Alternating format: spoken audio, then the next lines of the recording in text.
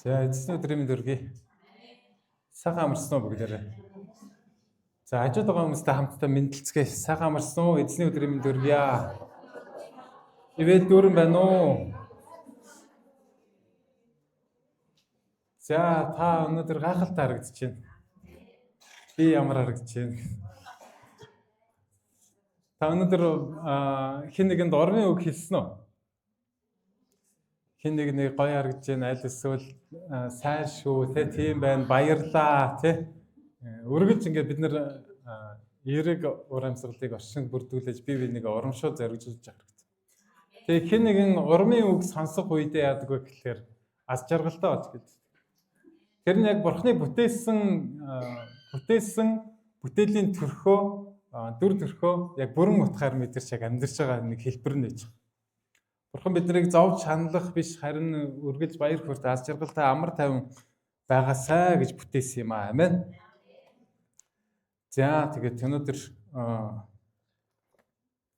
эзний үг бүгдээр дуулал номоос харцгаая. Дуулал номны 139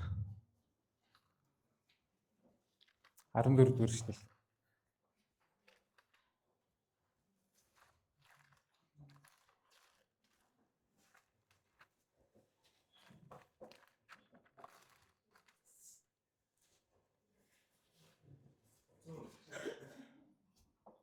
Дуулал 139-ийн 14. За би Библийн шинэ хувилбар орчуулга стандарт монгол орчуулга би та бүгдэд уншиж байна. Гайхмаар сүрдмээр бүтээгдсэндээ тань талархъя. Гайхамшиг төгсийг тань би сэтгэл минь сайн мэднэ гэсэн. Амен. За одоо намайг дагаад хэлээрэй. Гайхмаар сүрдмээр бүтээгдсэндээ тань талархъя. Гайхамшиг дүүсийг тань би сэтгэл минь сайн мэднэ. Амен. Өнөөдрийн үгийн сэдэв болохоор гайхмаар сүрдмээр бүтээл шүү. За хажууд байгаа нь хэлээрэй. Гайхмаар сүрдмээр бүтээл. Хажууд байгаа нэг хардаа гайхмаар байна уу? Бүр сүрдмээр байна уу? Гайхмаар сүрдмээр тэр бүтээл таны хажууд сууж байна. Амен. Тэгээд өнөө үед болохоор техник, технологи, тэгэл химэл оюун гэж бид нар яг амьдарч байгаа орчныг харах юм бол үнэхээр гайхалтай бүтээлүүд бий болж байгаа. Зөндөө шин технологи, шин зүйлүүд бий болж байгааг бид нар харж байгаа. Асар хурдан хөгжиж байгаа. Гэхдээ дэлхийн яг анханд дэлхийн эхэнд дэлхийн ертөнцийг бүтээсээ дараа Бурхан маш гайхалтай бүтээлээ бүтээсэн мэт. Одоо хүртэл түүнийг гүйцэхээр түүнтэй энэ зэрэгцэх тийм бүтээл бол гарч ирээгүй л. Тэр юу байсан бэлээ? Тэр бүтээл бол та юм аа. Өөртөө хэлэхгүй би юм аа гэж. Бурхан ийм гайхалтай бүтээлийг бүтээсэн. Тэгээд Бурхан өөрийнхөө бүтээлийг харахтаа нэн сайхан байсан. Үнэхээр сэтгэл санаа, үнэхээр сайхан.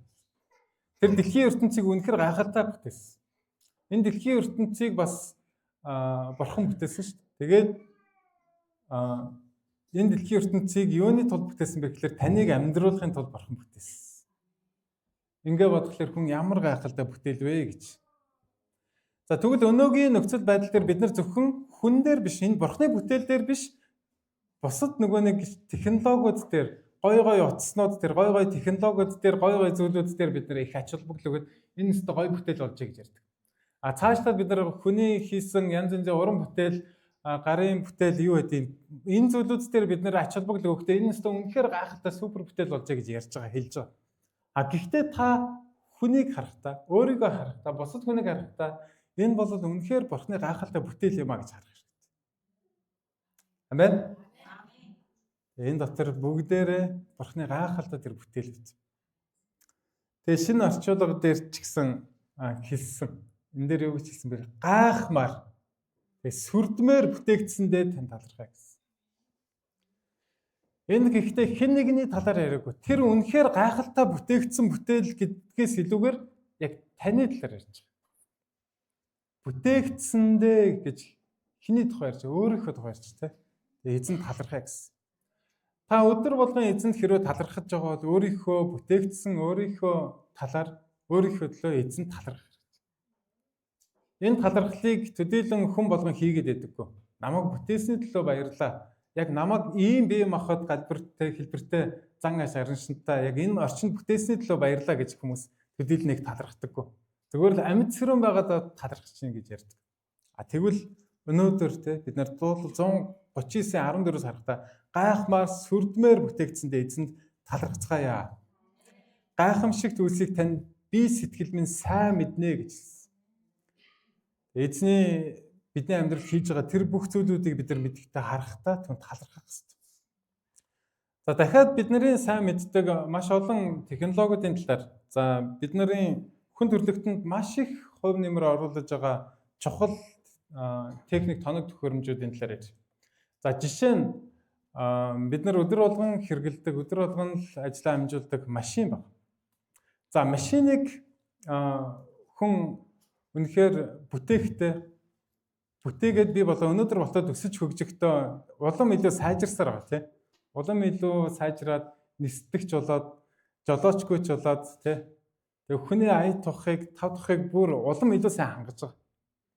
Тэгээ энэ машинд хичнээн эд анги орж байгаа гэхээр ойролцоогоор 13,000 эд анги орж байгаа.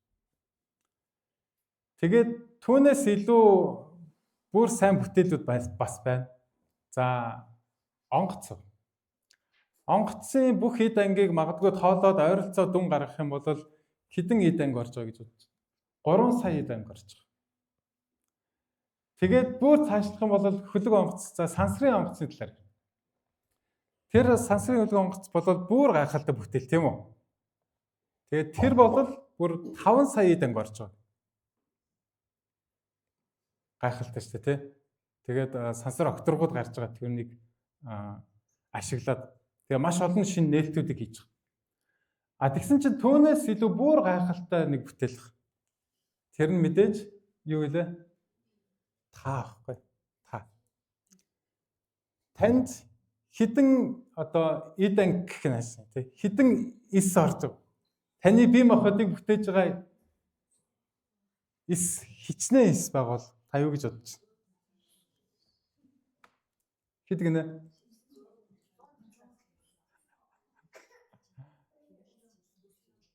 Туйлын эрэг байх номон дээр яг ингэж бичсэн. 100 их найд эс орж байгаа гэж хэлсэн. За машинд бол 13,000 ороод байна шүү дээ. Онгоцонд бол 3 сая ороод байна шүү дээ. Бидний маш гайхалтай гэж боддог сансрын хөлөг онгоцонд хүртэл 5 сая эд анги ороод байна шүү дээ. Гэтэл хүн танд бүр 100 их найд тэр эс ингээ байгаа гэж хэлсэн. За магадгүй ChatGPT-гээс AI-аас харах юм бол 35,000 их найд үгүй 35 их найд гэж ярьж байгаа. За 35 их найд байсан ч гэсэн ямар их асар их ийм эсэд байж та амьд бит болж амьдарч байгаа вэ гэдэг энэ гайхалтай бүтээл юм а гэдгийг Бурхны бүтээл шүү гэдгийг тунхаглаж харуулж байгаа биш гэж. Бид нар өдөр болгон маш их эд эсийг өхүүлдэг бас амьдруулдаг. Хүн сэтгэл санааны нөхцөл байдал ямар байгаагаас шалтгаалаад өдөр болгон маш их эд эсийг өхүүлждэг. Тэгвэл зөвхөн энэ бол хүн төрлөختөн хүн ийм гайхалтай бүтээл гэж харуулж байгаа ганцхан зүйл биш ээ. Энээс олон маш их зүйлүүдийг ярьж байна. За та нар бас сайн мэдэх бах. Хүний судасны талаар мэдэх бах. За судсыг хэрвээ олс нэг хүний бүх судсыг олс мэт ингээ холбоод ингээ уртуулах юм бол хэр их уртуулах вэ? Энэ зөндөө явж ирсэн шүү дээ хүмүүс энэ талаар айгүй их ярьж ирсэн. Хэр их уртуулах вэ? Мэдхгүй тийм их уртна гэсэн. Тэгээд хүний судсыг заяа бүгдийг нь холбоод хэр урт болох вэ гэж бодох юм бол 100,000 км болно гэж. Тийм урт бол.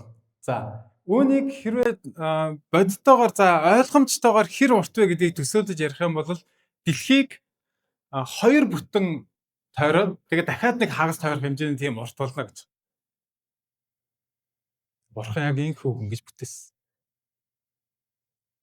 Дэлхийн ертөнц хэр нөгөө хэдэн километр байдаг нэг тойроход та нар мэдгүй.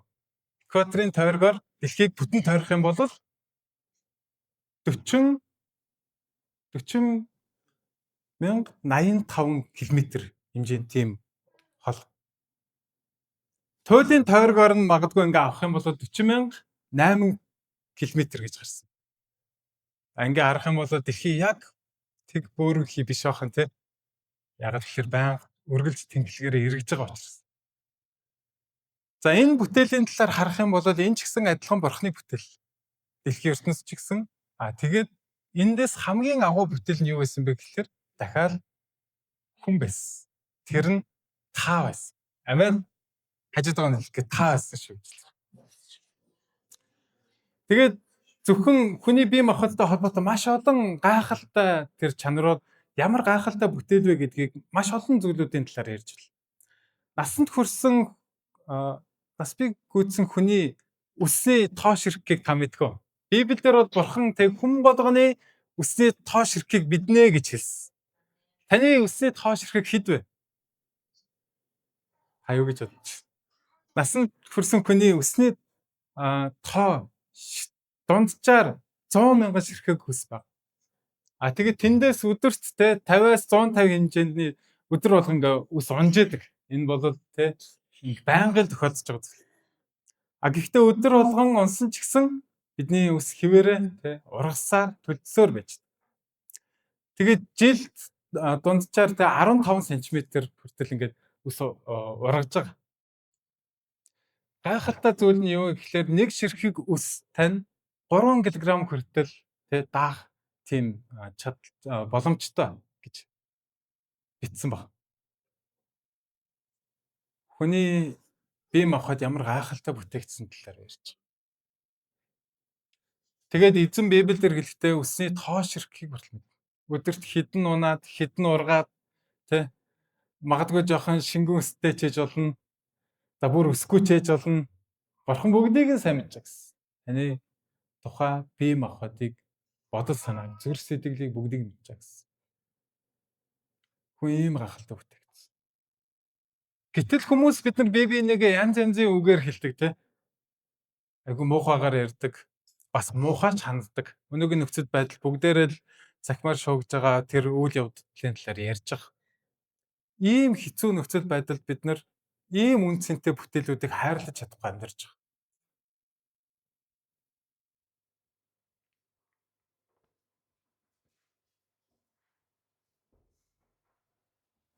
Бурхан хүн төрлөختнийг хүнийг үнэхээр гайхалтай бүтээсэн. Манай сүмд жоохон хүүхдүүд зөндөө байна. Тэгээд энэ хүүхдүүдийг харах юм бол бурхан ямар гайхалтай бүтээсэн бэ гэдгийг ч харж байна. Одоо ингээд дөнгөж нэг нас хүрээгүй те ийм баг байгаа үе та нар ер нь за ихэвчлэн ээжүүд өдөр болгон харж байгаа болохоор ямар гайхалтай юм бэ гэж харж магадгүй боддог баг тийм үү? Бодож ирсэн ээжээ те. Бодож ирсэн те. Ямар гайхалтай юм бэ гэж хардаг. Тэгтэл бид нар өнөөдөр төдийлөн өөрсдөө тавь ямар гайхалтай би яаж бодоод байгаа юм бол яаж сэтгэж байгаа юм бол яаж яриад байгаа юм бол тэг яаж дүгнэлт хийгээд байгаа юм бол яаж хариу үйлдээд байгаа юм бол яаж айгаад байгаа юм бол яаж баярлаад байгаа юм бол энэ сэтгэл хөдлөлүүд хаанаас бий болж яаж бий болж байгаа юм бол гэдгийг бид нар төдийлөн нэг анзаараад тоогоод хараад түн талархаад байдаггүй. Гэтэл хүмүүс зарим нь яддаг вэ гэхээр нөгөө хүнийг өөрөөсөө хүн ургуулсан төрүүлсэн ээж болол бурхан өөр бурхан байхгүй гэж ярьдаг. Тэгтээ хүний дотор хүнийг бурхан орлож бий болгож идэг. Бурханы ээж байгаа хэрэг байхгүй. Тэ зарим хүмүүс бүр эхнэрээ шүтсэн байж байдаг шүү дээ. Миний эхнэр надад 3 сайхан хүүхэд гаргаад өглөө. Энээс илүү яах вэ те? Энэ бол гайхалтай биш гэж юу? Тэ би өстө тэ түүний ингэж хайрладаг, ингэж хүндэлдэг. Энэ бол миний бурхан юм аа. Миний эхнэр юм аа гэж ярьдаг. Зарим нь ээжигээ шүтсэн байж байдаг. Ээж бодол тэ намайг төрүүлсэн, бүтээсэн ямар гайхалтай юм бэ ингээд. Нөгөө нэг бүх алдрыг нь ээждээ өгсөн байж байдаг. Тэгвэл ээж гэж хэм бэ? Ээж ч гэсэн бурханы бүтээл. Ээж ч гэсэн бурхан. Аав ч гэсэн бүтээл. Та ч гэсэн өөрөө бурханы бүтээл. Эзэн ийхүү хүн төрлөختнийг бүтээгээд гайхамшигтай бүтээгээд таны бодол санаж үлдэж алхаж Өдийд бас энэ 7 хоног даарсан те, тэгээд даарах мэдрэмж бүх зүйлүүдийг бурхан гайхалтай бүтээсэн биш гэж юу? Даарч байгаа дулаацах те. Энэ мэдрэмжүүдийг хүртэл бурхан бүгдийг нь бидэнд өгсөн шүү дээ. Бурхан бүтээсэн. Бурхан ийм гайхалтай бүтээсэн. Хүний бие махбодын талаар өөр ярих юм бол ясны талаар жишээл. Хүний яс те маш бат бөх. Та нар ган материал мэддэг шээ те. Гангаас илүү бат бөх. Тэгээд гайхалтай зүйл нь юу гэхээр 10 тонн хүртэл даах юм чадвартай төсвөртэй байдаг гэнэ хүнээс. Гэхдээ зарим хүмүүс нэг дөнгөж нэг жоохон унаал яс хугарч байгаа те. Амархан гэмтээч байгаа те. Гэхдээ эзэн хүний бие махбодыг онцгойлон бүтээхтэй яс ч гэсэн маш хөнгөн шүү дээ. Ган бол магадгүй хүнд, төмөр бол хүнд байгаа ч гэсэн түүнээс бат бөх мөртлөө хөнгөн байждаг. Тэгээд хүний бие махбод яаж ингэж цохил уялдаа холбоотой ингэж явж байгаа вэ гэдгийг бид ингээ харж байна. Үнэхээр гайхалтай бүтээл. Энэ ч гэсэн эзний бүтээл. Эзэн энэ бүгдийг нь тооцсон. Бүгдийг нь төлөвлөсөн. Хүний нүдний талаар бас ярьж байна. За нүд бол бас мэдээлэл дамжуулах хэрэгтэй. Тэгээ харж байгаагаар хүн бодож байгаа, сэтгэж байгаа, үйлдэж байгаа магадгүй сэтгэлд нь хоногшиж байгаа. Тэгээд энэ нүд өдөрт бас адилхан 100,000 удаа ингээд булчин ажиллаж хөдлөж эргэж бодож эргэцүүлж байгаа. Энэ мэдээлэл дамжуулах хэрэгтэй. Энэ эргэтэн дуртай хүнээ харахлаарэ тааламжтай байгаа юм зүйлийг харахлаарэ 45% хүртэл томорч ингээ хардаг гэнэ. Харин дургүй хүнээ харахлаарэ яадаг вэ? Хүүхээ хараа жижигэрч эхэлдэг. Шүн харанхуй газар байх юм бол улам сайн харахыг хичээж томордог бол харин хурц гэрэл гинт гарч ирэх үед эргээд хүүхээ хараад ингээ жижигэрдэг. Тэгээ бүх өнгийг ялгадаг. Тэгээ утасны камерын бид нар нэг тохиргоо хийгээл нэг камераар мэрэгжлийн камераар ингээл дүрсийн наан цаана болгоод адийг нь тодруулж бүдгэрүүлж харах бүгдийг нь аль хэзээний бурхан ийм гайхалтай бүтээсэн байсан. Хүний нүд яг үүнээс илүү гайхалтайсан ажиллаж байгаа шин. Та нар одоо ингээ баруун тал руу хартаа. Одоо зүүн тал руу хартаа. Одоо дээшээ доошоо. Нүдэ андаа. Одоо нээдэ. Чадчихэв үү? Бурхан энэ бүгдийг иймэрхүү командаар өгөх те таныг удирдахаар ийхүү бүтээсэн. Заримдаа бид нар хармааргүй зүйлүүд хармааргүй байвал нүдэ анд чадна те. Эзэн ийхүү бүтээсэн. Бүгдийг гайхалтай бүтээсэн. Хүн төрлөختнийг ийхүү гайхалтай бүтээсэн. Тэв учраас Библиэлд дуулал 139-ийн 14 дээр гайхмаар сүрдмээр бүтээгдсэндээ тань талархъя гэж хэлсэн. Амен. Та үнэхээр ийм гайхалтай бүтээгдсэндээ эзэн талархах. Бид нар эзэн талархаа амьдрах. Энэ дэлхий дээр байгаа байгаль цаг өөр, уул ус, сургамал, амьтан, араатан, нар сар од, дэлхий салхи шуурга, ус юу гэдэг бүгдээрээ таны төлөө бүтээгдсэн. Бүгд таны төлөө. Тэгээ зогсохгүй та дэлхий дээр байгаа 8 тэрбумаас та цор ганцхан 1% гэж боддоо. Маш олон хувь биш. Та 2-3% биш. Өөр хаа нэгэн газар Африкт яг тантай адилхан нэг хүн байж байгаа биш. Та ганцхан. Эзэн яг ийм хүүхэн төрлөختнийг бүтээгээд тэгээд бие махбодыг бүтээгээд эзэн бид нарыг сонгож дуудаад хайрлаад өөрийн алдрын төлөө бүтээсэн. Таныг эзэн юуны төлөө бүтээсэн бэ? Гоё байртай машин тоглохын тулд бүтээсэн. Гоё амьдрахын тулд бүтээсэн. Аль эсвэл үр хүүхдүүдийнхээ төлөөд явна. Би үр хүүхдийнхээ төлөөд явсаар гал өгнө гэж ярьдаг хүмүүс шиг тэгж бүтээсэн. Та зөвхөн хүүхдийнхээ төлөө бүтээгдэг үү гэдгийг санах хэрэгтэй. Та зөвхөн ажил мэргэжил карьерийнхаа төлөө бүтээгдэг үү гэж мэдэх хэрэгтэй. Та зөвхөн сонирхол, бизнес, мөнгө төгрөгийн төлөө бүтээгдэг үү гэдгийг сайн мэдэх хэрэгтэй. Та юуны төлөө бүтээгдсэн бэ? Хүмүүсээ юуны төлөө бүтээгдсэн? Өсвөрийнхөө юуны төлөө бүтээгдсэн бэ? Бурхны алдрын төлөө, түүний хаанчлалын төлөө бид бүтээгдсэн юм аа. Амен. Би бүтээгдсэн зорилгыг ч хэлж ш. Маш том зүйлийн талаар ярьж ш. Та гайхалтай ийм гайхамшигтай бүтээгдэхтэй Бурхны алдрын төлөө бүтээгдсэн юм. Та юу бодож сэтгэх ёстой вэ гэхээр эзний хаанчлалын төлөө, түүний алдрын төлөө зөв зүйлийг бодож сэтгэж, эзэн таны амьдралд зөвшөөрсөн зүйлүүдийг бодож сэтгэх ёстой гэсэн.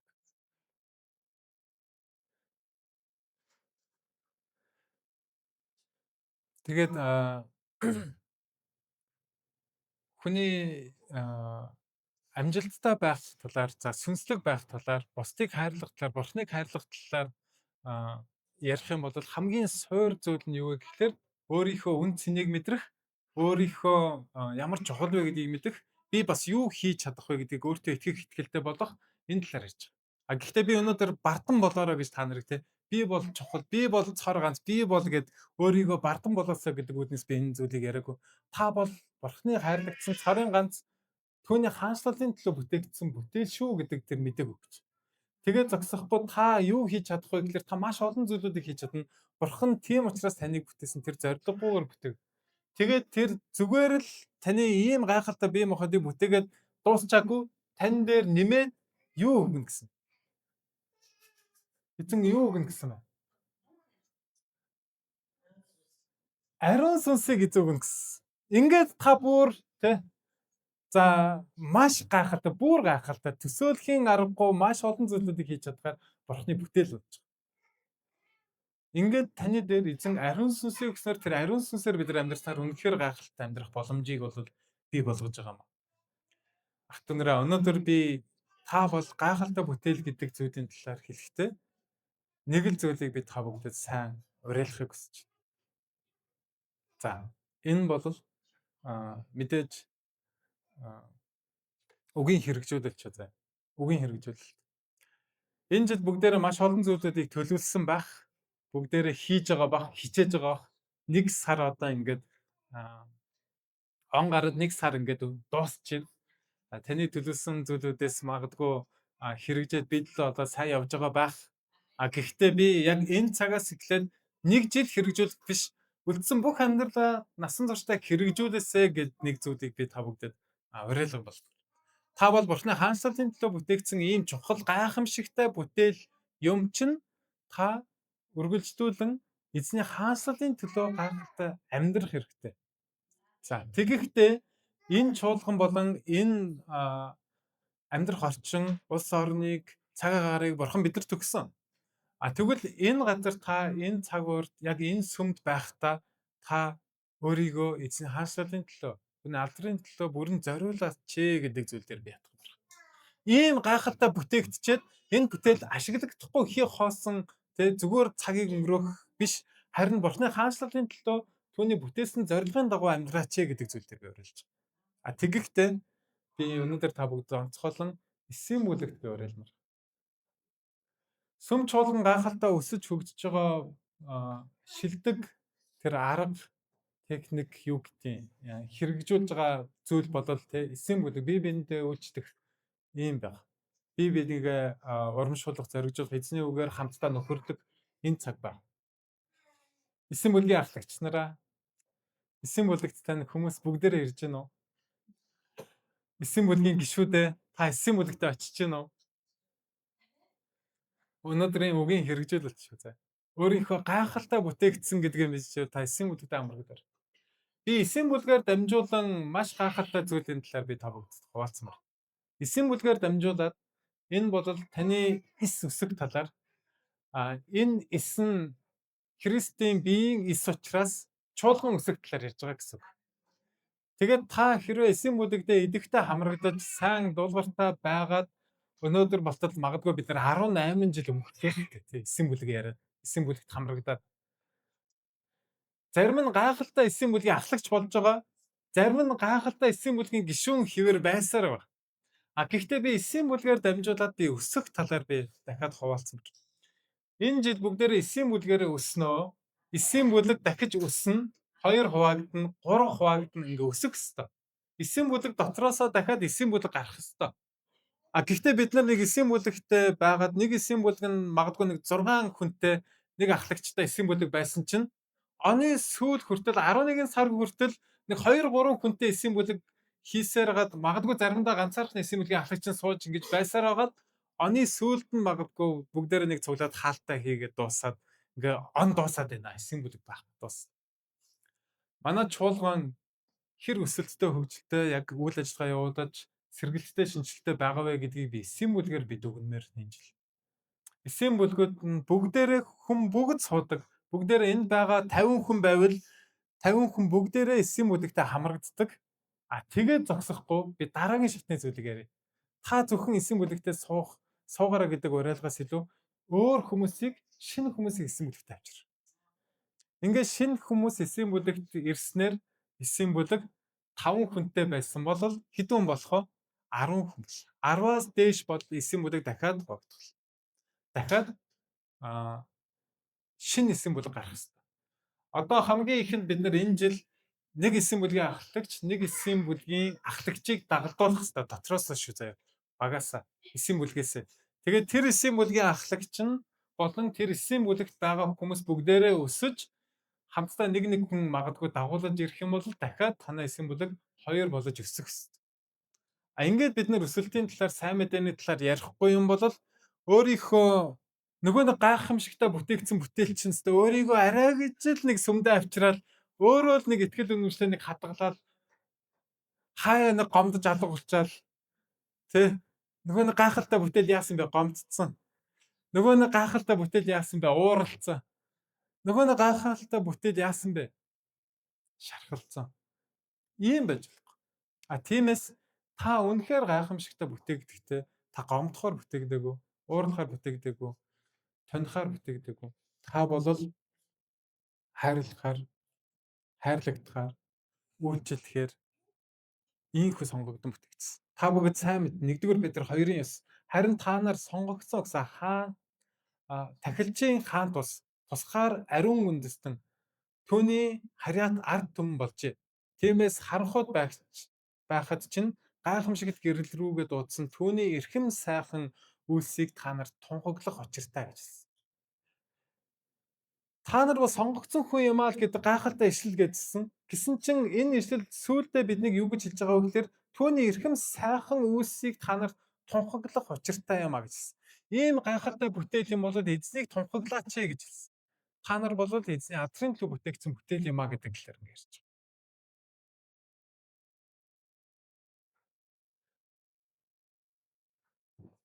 Таны төлөө эзэн талархъя. Өөрийнхөө төлөө та эзэн талархаар. Тэгээд бүгдээрээ энэ жил энэ гайхамшиг бүтээл болол ариун сүнсээр дүүргэгдэж, ариун сүнсээр хөдөлгөгдөж, үнэхээр сэргэлттэй шинжилтэй гайхалтай тэр эзний алдрын төлөө явах бүтээл юм аа гэдгийг бүгдээрээ ухамсарлаад эзэн рүү харж түүнд үйлчлцгээе. Амен. Гайхалтай бүтээлээ хамтдаа залбирцгаая. Тэгээд зөвхөн та гайхалтай бүтээл байг. Бүр гайхмаар тэр сүрдмээр гэж хэлсэн. Бүр гайхмаар тэр сүрдмээр бүтээлээ. Эзэнд үйлчлцгээе. Итгэлээр гал халуун амьдрцгаая. Энэ жил бүгдээр ариун сүнсний тэр гайхалтай сэргэлтийг, шинжилтийг, ариун сүнсний ажлыг амьдрал дээр мэдрэх болно. Хамтдаа эзэн рүү хандцгаая, залбирцгаая. Түүнээс гуйцгаая. Би ийм гайхалтай бүтээгдсэн юм бол, ариун сүнсээр дүүргэгдсэн юм бол эзний хаанчлалын төлөө, түүний алдрын төлөө тийх амьдрах болно гэж хамтдаа гуйцгаая.